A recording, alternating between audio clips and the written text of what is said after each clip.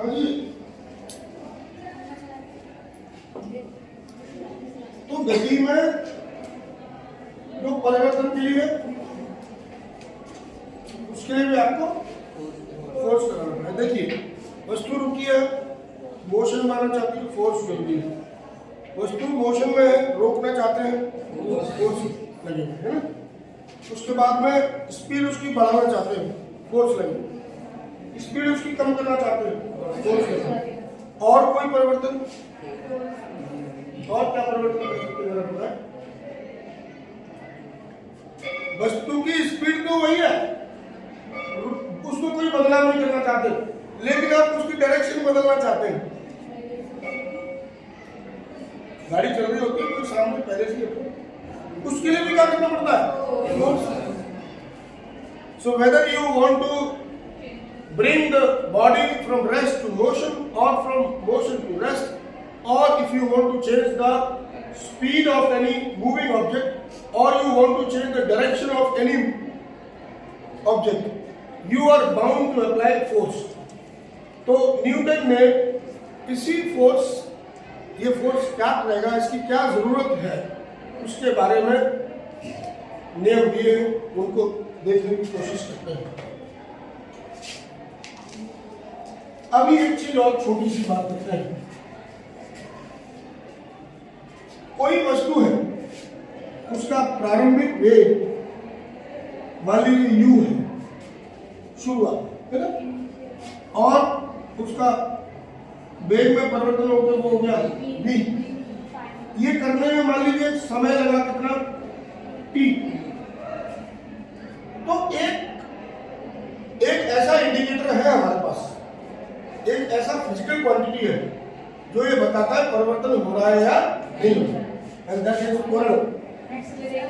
Yes, T, correct. So this is nothing but initial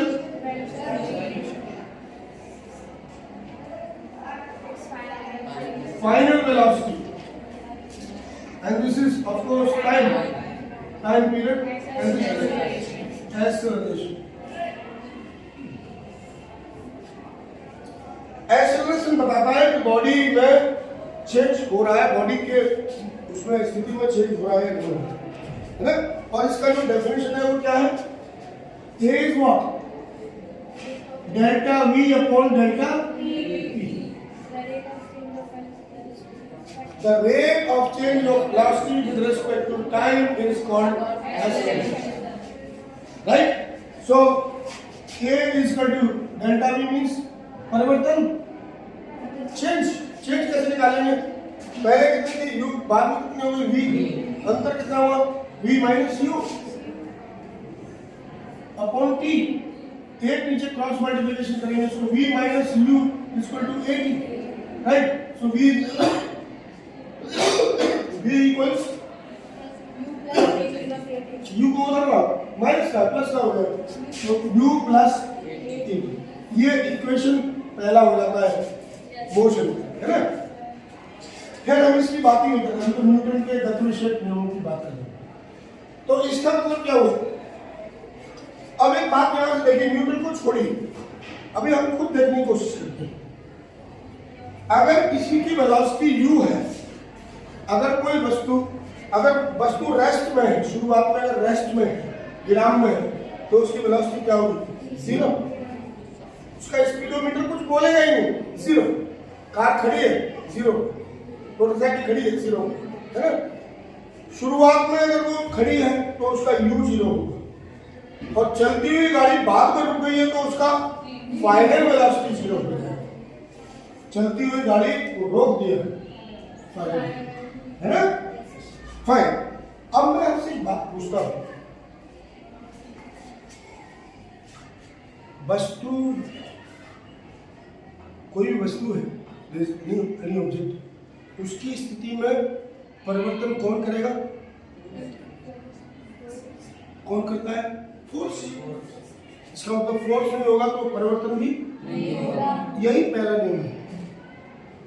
किसी भी वस्तु की स्थिति में तब तक कोई परिवर्तन नहीं होगा जब तक उस पर कोई बाहरी बल नहीं लगेगा। Means if you will not apply any external force, there is no change in the state of object. If it is at rest, तो रेस्ट में रहेगी. If it is in motion, motion में रहेगी. और न इसकी वेलोसिटी या speed में कोई चेंज नहीं होगा. इसका मतलब अच्छा चेंज को कौन बताता है? Acceleration. If acceleration is zero, अगर एक्सेलरेशन जीरो है, यहां देखो ना, एक की जगह जीरो रखो तो जीरो को टी से मल्टीप्लाई करो, जीरो. तो फिर v equal to v equal to u, ये तो जीरो हो गया. इसका मतलब जो शुरुआत में वेलोसिटी थी वही अंत में रहेगी, यानी उसमें कोई परिवर्तन नहीं होगा. तो अगर a जीरो है, इसका मतलब उसमें परिवर्तन नहीं हुआ. इसका मतलब क्या हुआ? जब फोर्स नहीं होगा तो एक्सेलरेशन भी नहीं होगा. तो सीधा सीधा देखो, न्यूटन का पहला नियम क्या बनता है? Newton's first law of motion, वो ये है. देखो F इक्वल्स जीरो. यदि इफ F जीरो है तो देन A भी जीरो होगा. मीन्स अगर आपने फोर्स नहीं लगाया तो उसकी स्थिति में कोई परिवर्तन नहीं होगा. इसको गणित की भाषा में ऐसे भी लिखते हैं, F equals zero implies A equals zero. अगर किसी वस्तु पर कोई बल नहीं लगेगा तो फिर उसमें त्वरण नहीं होगा. ये अच्छा सुनिए,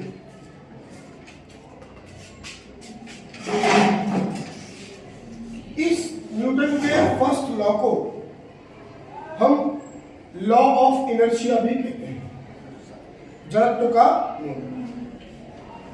कोई वस्तु अपनी तरफ से कोई परिवर्तन नहीं चाहती, बाहरी बल लगता है तभी वो अपनी जड़ता से दूर, जड़ बने. कहते ना, वो किसी को कितना ही समझाओ पर वो बात नहीं मानते, कहते हैं ये बड़ा जड़ है. क्योंकि पौधे का जो सबसे स्थायी भाग है, जो नहीं अपनी जगह बदलता, वो क्या होता है? जड़ी. हवा चलने पर भी जड़ थोड़ा हिलती है ना. तना भी हिलेगा, थोड़ा डाले हिलेंगी, पत्ते तो खूब हिलेंगे, फूल तो बेचारे हवा से हिल गिर ही जाएंगे, है ना. या फल लगे, आम लगे हुए, पके हुए, जरा सी हवा चल गई तो अगले दिन मंडी में आम बहुत सस्ते हो जाते हैं. क्यों? क्योंकि चारों तरफ गिरे होते हैं तो सब लेके पहुंचते हैं मंडी में बेचने के लिए. ज्यादा कोई वस्तु ज्यादा हो जाएगी, खरीदने वाले कम होंगे तो उसका रेट गिर जाएगा. सिंपल. तो जड़त्व के नियम का मतलब यह है, कोई वस्तु अगर बराबरावस्था में है तो वो विराम में ही रहेगी जब तक कि उस पर कोई बल नहीं लगे, बाहरी बल नहीं लगेगा. ये विराम का जड़त्व है. This is the inertia of rest. दूसरा, कोई वस्तु अगर गति में है तो वो तब तक गति की अवस्था में रहेगी जब तक कि उस पर कोई बाहरी बल नहीं लगेगा. ये गति का जड़त्व है. This is inertia of motion. तो ये आप कह सकते हैं. जब भी आपसे कोई कहे कि न्यूटन का पहला नियम क्या है, तो आप कहिए न्यूटन का पहला नियम जड़त्व का नियम है. इसका अर्थ ये है कि किसी भी वस्तु की स्थिति में तब तक कोई परिवर्तन नहीं होगा जब तक उस पर कोई बाहरी बल नहीं लगेगा. इसका अर्थ यह है कि वस्तु की स्थिति में परिवर्तन करने के लिए जो आवश्यक कारक है, जो एसेंशियल जो फैक्टर है, वो क्या है? फोर्स. अगर आपसे कोई कहे कि वस्तु की स्थिति में परिवर्तन करने के लिए क्या फैक्टर है, क्या है जो वस्तु की स्थिति में परिवर्तन करता है, आप कहेंगे इट इज द फोर्स. ठीक है ना. अगर फोर्स जीरो होगा तो एक्सेलरेशन भी जीरो होगा, यानी यदि बाहरी बल शून्य होगा तो वस्तु की स्थिति में कोई परिवर्तन नहीं होगा. अब इसके बाद, अब ये तो बता दिया इन्होंने, न्यूटन ने पहले नियम में बता दिया कि वस्तु की स्थिति में परिवर्तन करने के लिए बल आवश्यक है. लेकिन कितना बल आवश्यक है, हाउ मच, वो उन्होंने अपने दूसरे नियम में बताया. अच्छा, मैं एक बात कह रहा हूं, जैसे मैंने ये डस्टर यहां रखा हुआ है, राइट, और मैंने थोड़ा सा बल लगाया और ये अपनी जगह से मतलब ये इसकी स्थिति बदल गई। इतना ही बल अगर मैं तुम में लगाऊं तो तुम सरक जाओगे, यू विल नॉट मूव। इसका मतलब तुम में जड़त्व ज्यादा है, इसका जड़त्व कम है, ये थोड़े से फोर्स से ही सरक गया, तुम में ज्यादा है। आप इसको अच्छा इसके और इसमें अंतर क्या है? मास। ये 100 ग्राम का है, तुम 100 किलो के हो। हाँ 40 के होंगे, 50 के होंगे। तो किसी वस्तु में कितना जड़त्व है, किसी वस्तु में कितना इनर्शिया है, ये कौन तय करता है? उसका मास। ठीक है ना? मैंने इतना सा इसको किया, ये सरक गया, और मैं इतना सा फोर्स अगर इस दरवाजे पर लगाता हूं तो कुछ नहीं हुआ। इसको प्रभु ज्यादा फोर्स चाहिए क्योंकि इसका मास है ना? तो यहां आपको ये समझना पड़ेगा। अब देखें कैसे क्या करेंगे इसको, जरा देखिए। न्यूटन का दूसरा नियम देखने का प्रयास करते हैं, समझने पर जोर दीजिए। किताब में सब लिखा हुआ है, everything is written in the book. ध्यान से पढ़ोगे सब समझ में आ जाएगा। न्यूटन्स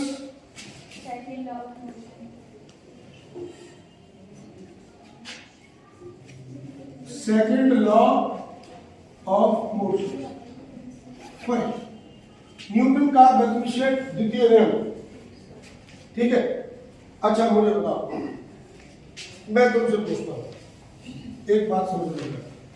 एक छोटा सा एग्जांपल यहां देखिए। एक वस्तु है जिसका द्रव्यमान मान लो 1 किलो है ना? और उसमें हम इतना चेंज करना चाहते हैं, इतना एक्सेलरेशन उसमें पैदा करना चाहते हैं। वो रुकी हुई थी, उसमें इतना चाहते हैं कि वो 1 मीटर प्रति सेकंड की स्पीड से चलने लगी, तो फोर्स कम लगेगा। अगर मैं ये कर दूं और साथ में ये कर दूं, मतलब चेंज उतना ही करना चाह रहा हूं, स्पीड उतनी ही चाह रहा हूं उसकी, लेकिन ये हल्की है ये भारी है, तो किसमें ज्यादा बल चाहिए होगा? 10 kg वाले में, क्योंकि तो उसका मास ज्यादा है, उसकी इनर्शिया ज्यादा है। तो पहला यही आता है, F प्रोपोर्शनल टू M। कब? जब A कांस्टेंट है। ये तो कांस्टेंट था ना, है ना? एक जैसा त्वरण अगर आप दो वस्तुओं में उत्पन्न करना चाहते हैं तो जिसका मास कम होगा उसमें कम फोर्स चाहिए, और जिसमें मास ज्यादा होगा उसमें ज्यादा फोर्स चाहिए, है ना? साइकिल को बहुत धीमे से धक्का लगाना है, उतने में काम हो जाएगा। मोटरसाइकिल थोड़ी सी धक्के से चालू हो जाएगी, लेकिन अगर ट्रक बंद हो गया तो अकेले से काम नहीं चलेगा, पूरा गांव लगा होगा, है ना? क्योंकि उसका मास ज्यादा है, किलो ज्यादा है। अच्छा दूसरी बात, ये रिलेशन नंबर 1 है। ध्यान दें, ये इक्वेशन तो नहीं है, ये समीकरण तो नहीं है। समीकरण इक्वेशन बनी इक्वल, बराबर का चिन्ह कहाँ आया? ये तो कह रहा है m ज्यादा होगा तो f ज्यादा होगा, m कम होगा तो कम होगा, लेकिन कितना होगा ये नहीं पता। सो दिस इज रिलेशन, ये तो संबंध है, ठीक है ना? जैसे आप छोटे भाई हो, एक बड़ा भाई है, दोनों एक दूसरे से जुड़े हैं, एक सुखी तो दूसरा भी सुखी, या एक सुखी तो दूसरा दुखी। साइकिल एक ही है या मोबाइल एक ही है, पिताजी ने एक को दे दिया तो वो अपना आराम से लूडो खेल रहा है, वो सुखी है, दूसरा मन में गालियां दे रहा है। दोनों बराबर नहीं है, लेकिन दोनों में संबंध है। ये सुखी तो कहेंगे अनुक्रमानुपाती, प्रोपोर्शनल, लेकिन ये सुखी और ये दुखी तो इनवर्सली प्रोपोर्शनल है। एक घटे दूसरा बढ़े, एक बढ़े दूसरा घटे, उल्टा, है ना? तो कांस्टेंट ही होगा। अब दूसरी स्थिति मान लो, ये सिचुएशन नंबर 1 थी, दूसरे मान लो m यहां भी 1 किलो है और यहां एक्सेलरेशन हम पैदा करना चाहते हैं इतना। दूसरी स्थिति में m 1 किलो ही है, लेकिन एक्सेलरेशन पैदा करना चाहते हैं 10 मीटर पर सेकंड स्क्वायर। एक किलो की 2 साइकिल है, किलो की साइकिल में कितना आनंद है, आराम से फाइन। एक में हम थोड़ी सी स्पीड बढ़ाना चाहते हैं, इसमें इसे 10 गुनी बढ़ाना चाहते हैं, तो इसमें कम फोर्स लगेगा, इसमें ज्यादा लगेगा। इसका मतलब एक कम है तो फोर्स कम, एक ज्यादा है तो फोर्स ज्यादा। तो इसका मतलब ये भी हो गया F proportional to A। Relation number 2 कब? जब M क्या है? कांस्टेंट है। M नहीं बदला प्रभु में, M तो वही है दोनों सूत्रों में, है ना। यहाँ M बदला था तो A कांस्टेंट था, है ना। अब हमें M नहीं बदला, A बदला तो भी फोर्स बदलेगा। अब हम कहेंगे यहां से from relation first and second, तो F प्रोपोर्शनल में दोनों ऊपर ही आ रहे हैं, इसलिए F A, ठीक है। और अगर रिलेशन को बदलना चाहते हैं इक्वेशन में, तो किसी कांस्टेंट का जन्म होता है। जब जब धरती पर अत्याचार बढ़ता है तो ईश्वर अवतार लेते हैं, लेकिन उनका नाम अलग अलग होता है। कभी वो नरसिंह भगवान के रूप में, कभी कृष्ण के रूप में, कभी राम के रूप में, कभी शंकर के रूप में, कभी दुर्गा के रूप में, है ना। तो यहाँ ये कांस्टेंट M की, लेकिन यहाँ इनके यूनिट उस तरीके से प्रैक्टिकली ये देखा गया है, बट K इक्वल टू 1 होता है, इसलिए ये F इक्वल टू M की। सो this is second law, second law समझ आ गया। पहला नियम मुझे बताता है कि बिना फोर्स के कुछ नहीं है, बदलाव के लिए बल लगाना पड़ेगा। If you want to change you have to apply force. बिना फोर्स के कोई बदलाव संभव नहीं है। तुम भी यहाँ अब आराम से बैठने लगे हो, जब तुम इतू से थे तो वहां से जैसे तुम्हें कपड़े वपड़े पहनाना शुरू करते थे स्कूल के, तब से तुम्हारा वो संगीत बजना शुरू होता था, है ना। कुछ लोग तो इतना रोते थे कि वो नाक अलग आँख हो गया आंसू। कुछ लोग फिर पिताजी माँ से छीन कर लाते थे, फिर यहाँ आके भी छोड़ते थे तो पिताजी गेट पे जाते थे तो पीछे भागते थे, फिर हम पकड़ते थे तो हमसे भी खूब गड़बड़ करी। लेकिन तो ये फोर्स चेंज घर से यहाँ लाना था, इसलिए फोर्स लगना था। आज भी तुम फोर्स तो लगाते ही हो, वहां से यहाँ तक आते हो, कुछ लोग पैदल चल कर आते हैं, कुछ ताकत लगाते हैं, कुछ साइकिल में ताकत लगाते हैं, है ना। तो ये अब कितने परिवर्तन के लिए बल आवश्यक पहला नियम, लेकिन कितने परिवर्तन के लिए कितना बल आवश्यक ये दूसरा नियम है। अब तीसरा नियम ये बताता है कि अगर तुम एक वस्तु दूसरी पर फोर्स लगाएगी तो दूसरी वस्तु चुपचाप रह जाएगी। ये भी एक सवाल है। वो तीसरा नियम वो ये कहता है कि यदि एक वस्तु दूसरी वस्तु पर कोई बल लगाती है तो वो जिसके ऊपर बल लगाया गया वो भी पहली वाली पर उतना ही बल लगाती है, और कौन सी दिशा में? विपरीत दिशा में। क्रिया प्रतिक्रिया का नियम, एक्शन रिएक्शन वो तीसरा। जैसे अगर मान लो मैंने इस पर नीचे की ओर ये बल लगाया तो ये तो मुझे पता चल रहा है कि मैं इसके ऊपर बल लगा रहा हूं तो मेरे ऊपर भी बल लग रहा है, दर्द होना शुरू हो गया। अगर मान लीजिए यहाँ कहीं कोई कील है, नुकीली कोना है और उस पर मैं बल लगाऊंगा तो मुझे पता चल जाएगा। अगर यहाँ कील होती तो तुम्हें वो बल दिख भी जाता, जैसे मैं जोर से दबाता यहां से ब्लड आना शुरू हो जाता, ठीक है ना। अगर आप किसी के चेहरे पर थप्पड़ मारते हो तो वो भी लाल होता है, लेकिन आप देखते हैं प्रभु आपका हाथ भी, यानी उसके चेहरे ने भी आपके ऊपर उतना ही बल लगाया, ठीक है ना। ये अगर उतना बल नहीं लगेगा तो फिर मामला बिगड़ जाएगा, ठीक है ना। जब हम आगे बढ़ना चाहते हैं तो हम इस बल से इस पृथ्वी को इस पैर से क्या करते हैं? पीछे की ओर धकेलते हैं, तब पृथ्वी हमें आगे की। और ये बल तब लग पाता है जब फ्रिक्शन है। अगर इसमें पूरा तेल लगा दिया जाए जमीन पर, जूते भी बिल्कुल चिकने हो या पहिए वाले हो, तो हम ऐसे करते रहेंगे लेकिन आगे नहीं बढ़ेंगे क्योंकि फोर्स नहीं लग पाएगा, वो स्लिप होता है ना। तो इसका ध्यान रखना है। कभी कभी कुछ चीजें जब बल हम ट्रांसफर करते हैं एक से दूसरे पर, तो वहाँ हम ये देखते हैं कि वहाँ फ्रिक्शन होना आवश्यक है। एक घूमते हुए पहिए, इंजन का पहिया घूम रहा है, उससे अगर पुट्टी की मशीन को पट्टे के द्वारा जोड़ते हैं तो हम देखते हैं कि वो जो पट्टा है, जो बेल्ट है, वो स्लिप नहीं होने पाए, है ना।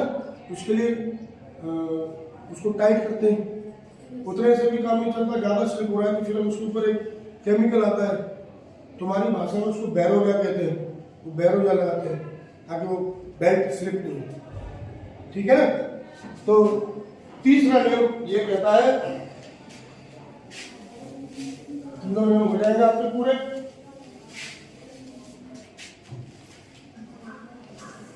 हाँ जी, थर्ड लॉ आएगा Newton's third law of motion. ये क्या कहता है, एक वस्तु है, ये दूसरी वस्तु है प्रभु,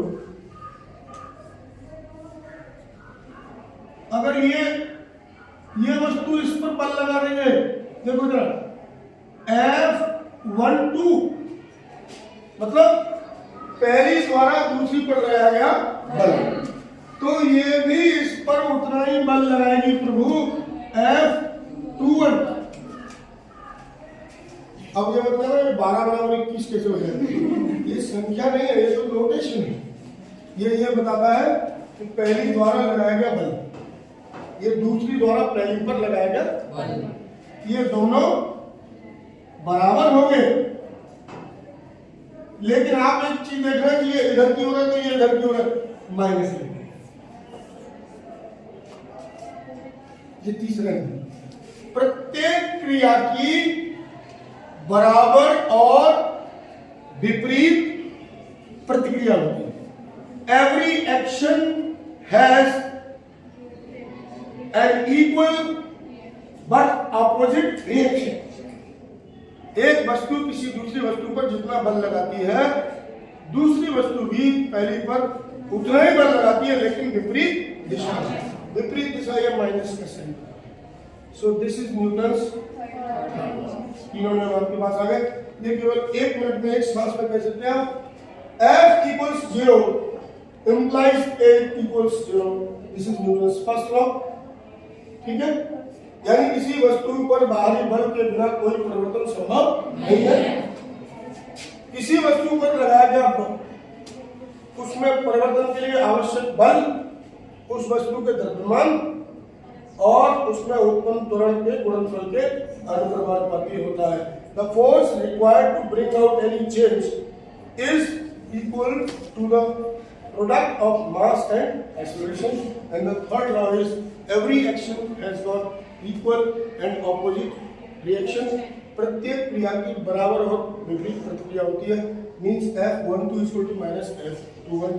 अगर आपसे मैथमेटिकल रूप में कहा जाए, शॉर्ट में अगर आपको कोई पूछता है What do you mean by law of inertia? जड़त्व के नियम से आप क्या समझते हैं? तो जड़त्व का नियम यही है, F equals 0 implies A equals 0. यानी किसी भी वस्तु में परिवर्तन के लिए बल आवश्यक होगा, अर्थात जब तक कोई बाहरी बल नहीं लगाया जाएगा वस्तु की स्थिति में कोई परिवर्तन नहीं होगा। जड़त्व का F equal to ma। वस्तु की स्थिति में परिवर्तन करने के लिए कितना बल लगाना पड़ेगा ये बताता है दूसरे। और एक वस्तु जब दूसरी पर बल लगाएगी तो पहली वाली जो वस्तु है जिस पर आप बल लगा रहे हैं वो कितना बल लगाएगी, उन दोनों के संबंध को ये न्यूटन का तीसरा नियम। Have you follow? समझ में आ गया? क्लियर? और कोई किसी के दिमाग में कोई वो प्रश्न तो बोला करो, छोटी छोटी बात भी पूछने की कोशिश करो। अगर हम कुछ भी दिमाग में उल्टा सीधा आ रहा है पूछ लो, आगे के लिए क्लियर हो जाना चाहिए। अभी पूछ लेंगे तो दिक्कत नहीं होगी। गलत रास्ते पर चले गए और देर से पूछोगे तो पता चला कि 10 किलोमीटर आगे निकल गए, फिर लौट जाना पड़ेगा। तो अगर कोई पूछना है कुछ पूछो। आप में से कौन मुझे बताएगा न्यूटन का पहला नियम? तुम्हारी मर्जी है, तुम जितना बोल सको बोलो। मैं तो कह रहा हूँ शॉर्ट में बोलो, लॉन्ग में बोलो, तुम्हारी मर्जी।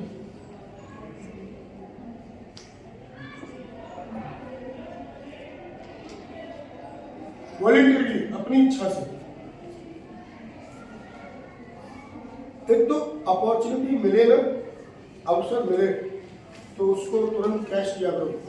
जैसे मैं पूछूं कौन बताएगा, आपका हाथ अपने आप ऐसे करना। गलती तो हो जाएगा, गलत होने पर दुगनी फीस लगेगी क्या? क्या होगा? कुछ भी नहीं होगा। बहुत सारे बच्चे जिनके अंदर बहुत सारी कैपेबिलिटी होती है, बहुत कुछ कर सकते हैं, लेकिन संकोच के कारण, एजिटेशन के कारण, हिचकिचाहट के कारण वो सारी एनर्जी सुस्त अवस्था में पूरा जीवन भरी रहती है। बोलिए, हाँ अवसर मिले तब बोलिए, बिना अवसर के नहीं। जब मैं आपको सुनाना चाहता हूँ उस समय सुनिए, लिसनिंग। जब आपसे मैं बोलवाना चाहता हूँ तो बोलिए, कौन बताएगा? Yes, most welcome. नाम बता दो। Okay, fine. When f equals to 0, this implies a equals to 0. It's known as Newton's first law. Fine. So, will you little elaborate it? इसको थोड़ा सा खोल के बताओ, मैं इसको थोड़ा समझा के। सर, जब तक किसी ऑब्जेक्ट पर कोई एक्सटर्नल फोर्स नहीं लगाया जाएगा, तब तक वो मूव ना कर पाए।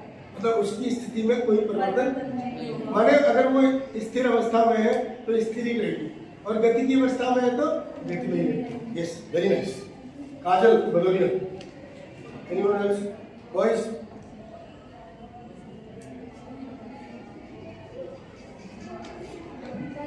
एक तो पहले से ही नहीं बोलते, एक भी मुसी का हो लगता हूँ। Yes please. If an object is at rest position, then it will remain in rest and it Until external force is not is applied. applied. Until लग गया ना तो is applied कहेंगे। And if an object is in motion, then it will remain in motion until external force is not applied. is applied. Until लग गया ना, until till लगाएंगे तो फिर not applied। वो इंग्लिश का मतलब है। Yes, anyone else? और कोई बोलो, बैठो, शाबाश। और कोई?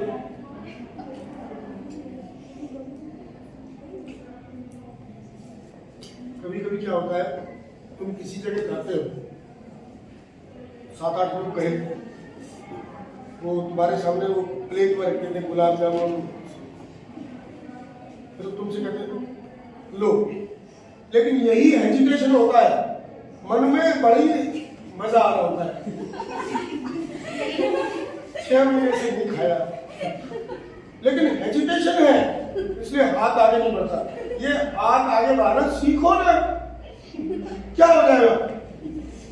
और जब तक हाथ बढ़ाने के दम आ पाती है, तब तक पता चला वो 4 लोग थे, वो 4 ही रसगुल्ले थे, उन्हें वो उड़ा गए। फिर जब अवसर मिले उस अवसर को पकड़ना है। You have to catch the opportunity.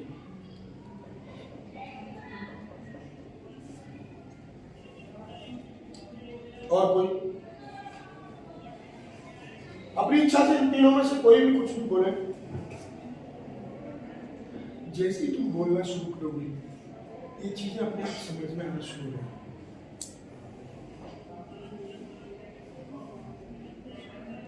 अभी 2 लोगों ने बोला, अभी तो मैं फेल हूँ। 3, 2, 5 और 4, 9, 9, 6, 14, 3, 17, 3, 20, 23 में से 2 अगर नंबर मेरे आएंगे, मेरे मार्क्स अगर 2 आएंगे 23 में से, तो 100 में से कितने हुए? 8 या 9? पास कितने पर होते हैं? 33 पे, 100 में से 33, 34। तो मैं तो फेल हो गया। फिर मेरे पढ़ाने का फायदा क्या हुआ? अगर तुम में से 10 लोग अगर बताएं तब तो मैं पास होऊंगा, तो में से 20 लोग बताएंगे तब जाके मेरी फर्स्ट डिवीजन आएगी, इसका मतलब मैं फेल हो गया।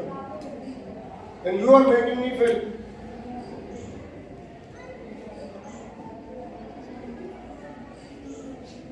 अच्छा तुम बताओ, बोलो, पहले ये दिखा दो, थोड़ी देर। यस, नाम बताओ। रुचि शब्द, रुचि माने इंग्लिश में क्या बोलेंगे? इंटरेस्ट। काजल को क्या बोलेंगे?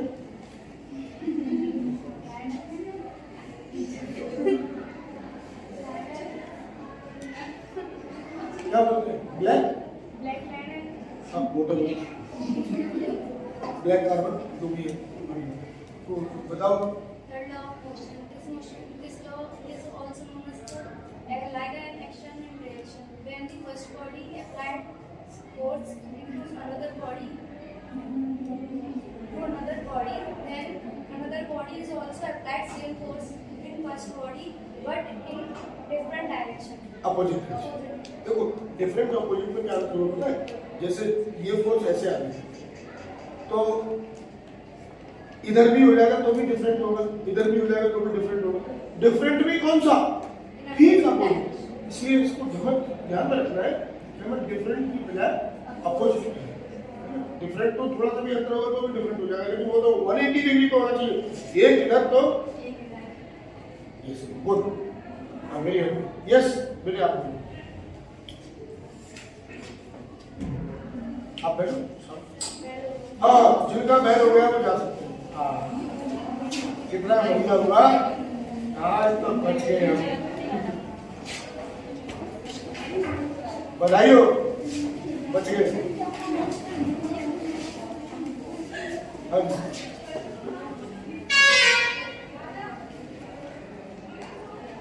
बेटे मुझे मास्क को आप रिलीज कर लें।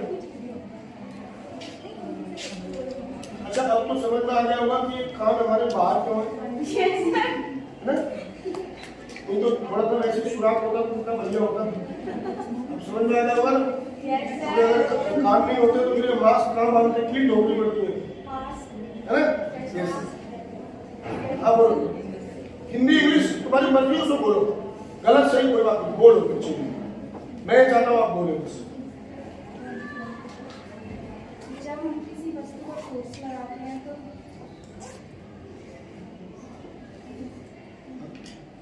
तो उसकी स्थिति में परिवर्तन होता है। जब तक फोर्स नहीं लगाएंगे स्थिति में परिवर्तन नहीं होगा। यानी स्थिति में परिवर्तन के लिए फोर्स जरूरी है। ये पहला नियम हो गया। अकेले में बोलो दूसरों के लिए, जब घर पे अकेले हो तो तब ऐसे बोलने की प्रैक्टिस हो। अगर हम बगल में कुछ बोलते हैं। नाम बता दो मेरे बच्चे। सलोनी बघेल। सलोनी माने क्या होता है? इंग्लिश में क्या बोलेंगे?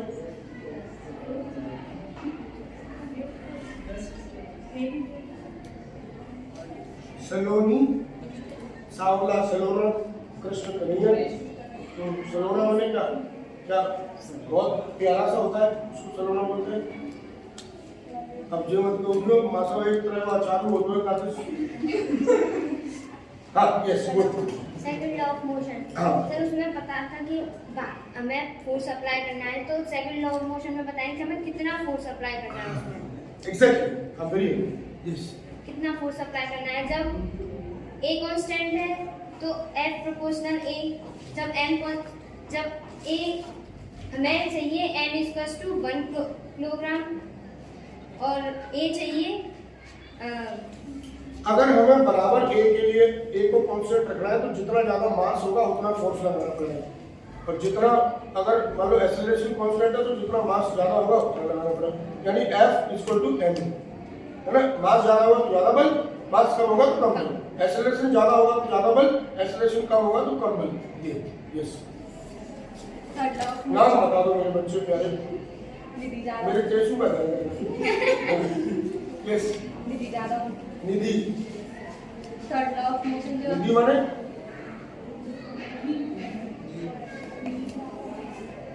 तो इकट्ठा होता है उसको तो निधि कहते हैं। मेरे पास इतनी निधि है, इतने पैसे वेल्थ। हाँ चलो ठीक है।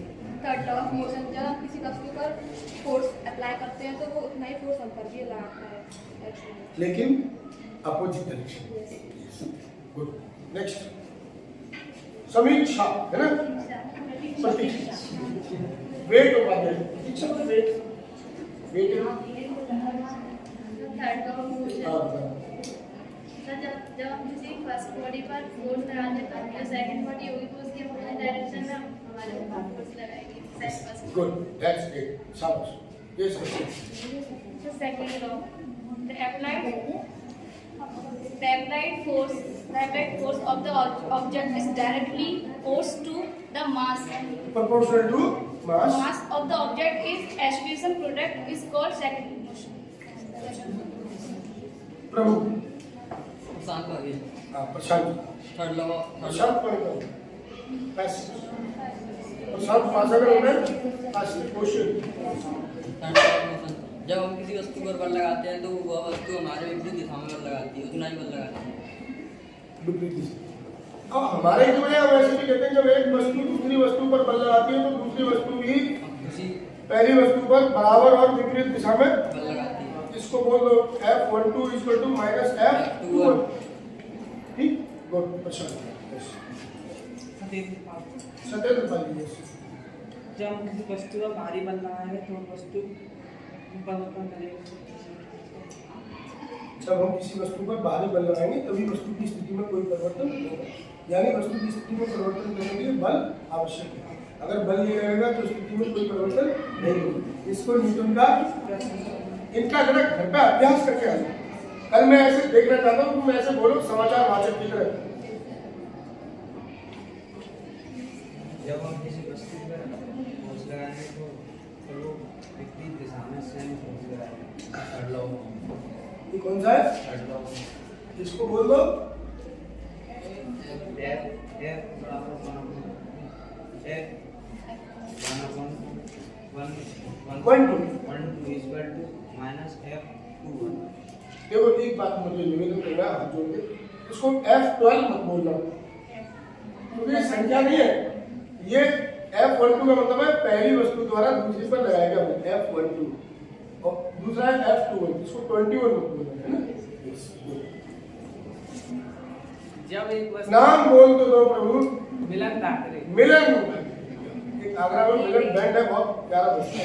मेरा सपना है कि उसमें गीत गाऊं। यस। जब एक वस्तु दूसरी वस्तु में बल लगाती है तो दूसरी वस्तु भी पहली वस्तु में उतना ही बल लगाती है, लेकिन विपरीत दिशा में। गुड, शाबाश। यस प्रभु। शैलेंद्र शैलेंद्र सिंह, सिंह। यदि कोई वस्तु विरामावस्था में है तो विरामावस्था में रहेगी। यदि कोई वस्तु एक समान वेग से चल रही है तो वो एक समान वेग से चलती रहेगी जब तक कि इस पर कोई बराबर ना लगे। क्या आनंद है, ये आपने स्टेटमेंट बहुत शानदार दिया, दैट्स ग्रेट, शाबाश। हाँ जी प्रधान जी, नाम बताओ। राज। राज माने मिस्ट्री, सीक्रेट। हाँ अब तो खोल दो राज करो। हाँ खोल। किसी चीज में हम बल लगाएंगे उतना ही बल वो विपरीत दिशा में लगाएगी। सेकंड लॉ को क्या कहेंगे, कैसे? तुम्हारे सामने है मेरे बच्चे। हाँ बोल दो, F=m है। देखो ये अगर नियम तुम्हारे समझ में आ जाएगा, अगर ये नियम तुम समझ गए तो तुम फिर किसी दूसरे को तकलीफ नहीं दोगे, क्योंकि ये नियम तो हमारे जीवन में भी होता है ना।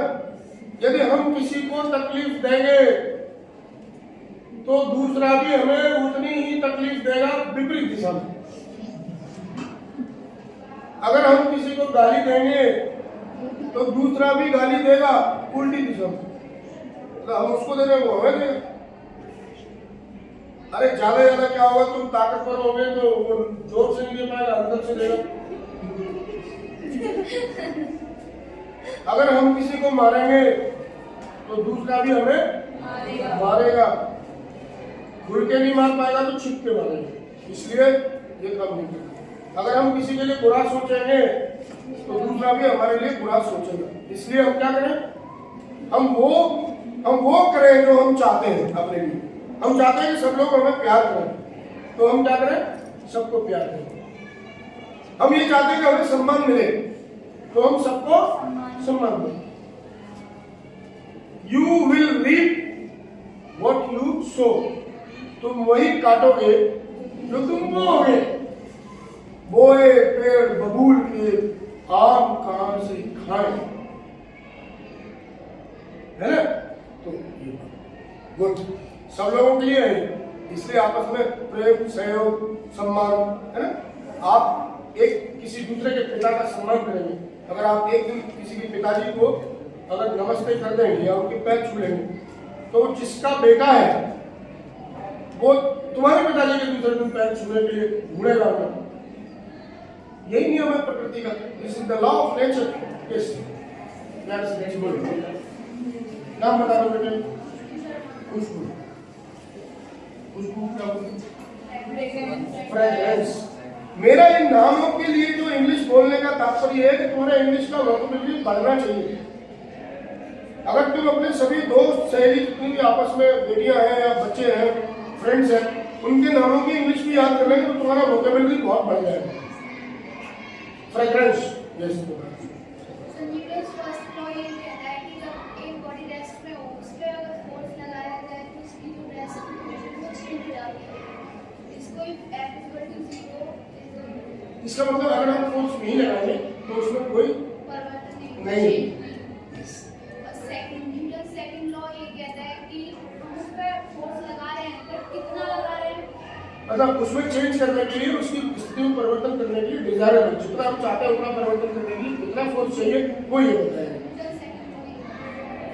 न्यूटन थर्ड लॉ ये बताता है कि हम जब सेकंड ऑब्जेक्ट फर्स्ट ऑब्जेक्ट पे फोर्स लगाता है, अटैक करता है, तो सेकंड ऑब्जेक्ट उस पे कितना फोर्स लगाता है, वो उतना ही फोर्स लगाता है जो सेकंड। ग्रेट। इसका मतलब तुम सब संकोच में रहते हो, हेजिटेशन में रहते हो, तुम्हें आता सब। यस, मेरे प्यारे बच्चे बोलो, नाम बता दो। साक्षी। साक्षी माने होता है एक भाव, साक्षी भाव। साक्षी भाव का मतलब होता है, वैसे साक्षी का मतलब होता है विटनेस, सबूत, एविडेंस। तो कुछ मेरे बच्चे रह गए हैं 3, 4, 5, तो हम कल मिलेंगे, बात करेंगे। तब तक के लिए बहुत बहुत धन्यवाद। आप मस्त रहे, व्यस्त रहे। तुमको पहले please take care of my baby. ये जो मेरा ट्राइपॉड है इसको जरा संभालिए। जय गौ माता, जय गोविंदा, जय गोविंदा।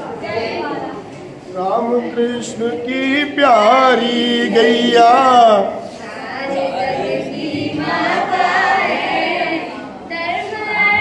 और काम मोक्ष की दाता भाग्य विधाता है।